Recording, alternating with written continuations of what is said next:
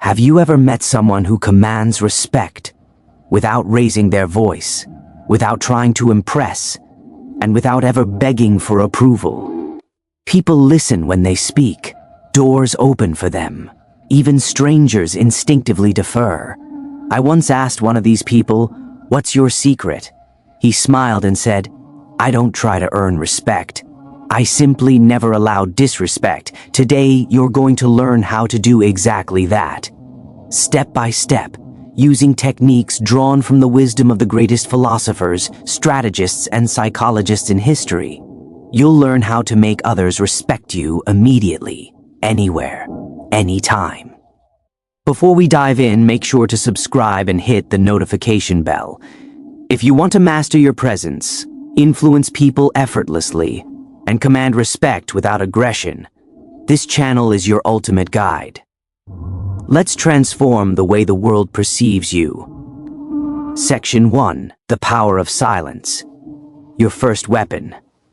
One of the oldest lessons in authority comes from Niccolo Machiavelli, written all the way back in 1503. Too many words dilute your power. Over-explaining makes you look guilty. Justifying every action signals insecurity. Filling every silence reveals desperation. Your brain and the brains of everyone around you are wired to read silence as confidence. When you don't feel the need to defend yourself, you appear innocent. When you don't need to convince anyone, you appear correct. When you don't need to prove anything, you radiate natural power. Here's your first practical trick. The 3-second authority pause. Whenever someone challenges you, attacks you, or questions your decisions, count to 3 before responding. 1, 2, 3. Watch the discomfort creep in. Notice them fidget, repeat their question hesitantly, shift their tone. This silence is strategic, active, and psychological. You're not avoiding conflict. You're controlling it. The pause makes them question their own behavior before you even speak. Section 2. Stop justifying. Reclaim your power. Most people lose authority by over-explaining. Think about the last time you said, "Sorry, I'm late. Traffic was terrible. I can't make it. I have too much work."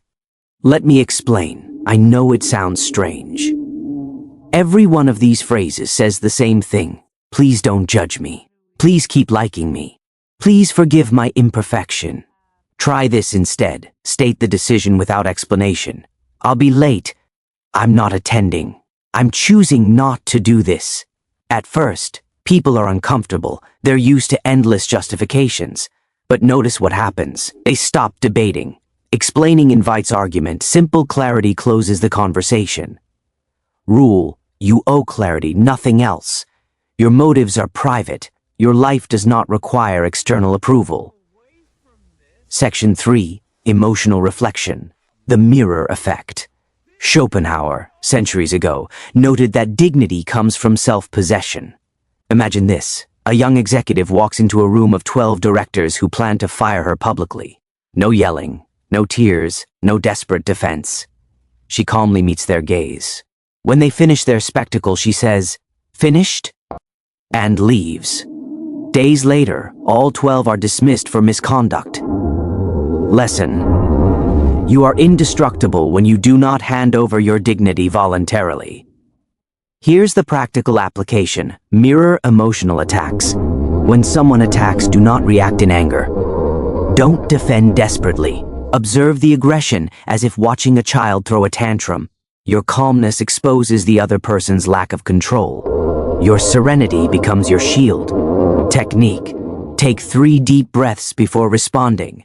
Relax your face, keep eye contact firm but neutral, and speak as if explaining something obvious. I understand your perspective. Interesting point. I'll consider that.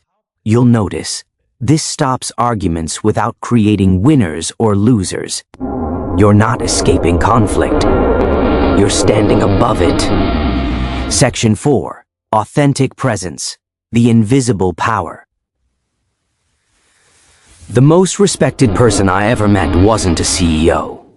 She was a 55-year-old janitor named Maria. Even executives stopped to greet her. She never shouted. She never demanded attention. yet she radiated magnetic authority. Why? Carl Jung called this shadow integration, accepting your flaws without being ruled by them. Maria didn't pretend to be perfect. She knew her weaknesses.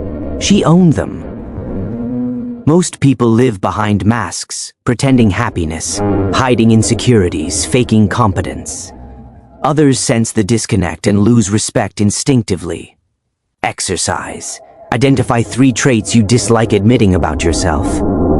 Accept them openly. Yes, I'm controlling when anxious. Yes, I feel envy sometimes. Acceptance of self, equal to authentic presence, equal to automatic respect. Section 5, total responsibility. Stop blaming others. Respect is not given, it's taught. Stop saying, my boss doesn't value me. People underestimate me. My family doesn't support me. Sartre taught us, you are fully responsible for how others treat you. Not in a moral sense, but in a practical psychological one. Accept interruptions, people will interrupt you. Allow disrespect, they'll keep doing it. Ignore boundary setting, others will overstep. Shift, focus on your reactions, not their offenses. Painful at first, but liberating. Section 6, emotional mastery, the observer technique. Stoics like Marcus Aurelius and Seneca knew this. Control is observation, not suppression. Feel anger, frustration, or fear, but observe it. Say mentally, I am feeling anger. My muscles are tense. My heart races. Don't fight it, don't judge it, just notice. This creates a psychological gap between emotion and action. Others sense your composure. It radiates authority and makes you difficult to manipulate. Pro tip, pair this with the 3-second pause. Emotion plus timing equal to unstoppable influence. Section 7, timing, when to speak. Reaction timing is everything. Too early equal to anxious, too late equal to irrelevant. Observe first. Understand the dynamics. Pick your battles. Minor mistakes don't deserve confrontation. Act when others hesitate. Moments of collective indecision are opportunities to lead naturally. Example, in a meeting, instead of immediately correcting your boss, wait for a pause. I'd like to offer a different perspective. Strategic timing turns disagreement into collaboration. Section 8. Lead without force. The best leaders never force leadership. They ask questions instead of giving orders. They offer suggestions, not commands.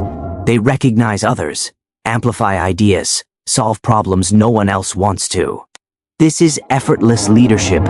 Be like water. Flow. Find the path of least resistance, but keep advancing. People follow because they want to, not because they must. Section 9. Respect through strategic disagreement. Agreeing all the time is weak. Authentic disagreement creates respect. Recognize the merit in others' ideas. Express your concern politely. Offer constructive alternatives. Example, I see the value here. My only concern is the deadline. Perhaps we split the project into phases. People respect honesty when it's thoughtful and constructive. Disagree with ideas. Never attack the person. Section 10. Integrate all techniques. Your personal authority system. Combine. 1. Silence. 2. Minimal justification. 3. Emotional mirroring. 4. Authentic presence. 5. Responsibility. 6. Emotional observation. 7. Strategic timing. 8. Effortless leadership. 9. Constructive disagreement. This forms a cohesive system of natural authority. You no longer chase respect. You project it. The greatest secret of power, Machiavelli taught, is simple. Respect is commanded, not begged. Start today. Pause. Speak less. Accept yourself. Own your boundaries. Lead subtly. Disagree wisely. If you take these steps seriously, people won't just notice you. They'll instinctively defer to your presence. Respect is no longer something you seek. It becomes the natural reaction of those around you. Thank you for watching. If you found this video valuable, like, share, and subscribe for more strategies to transform your presence, influence, and life. Remember, authority is not given. It's mastered.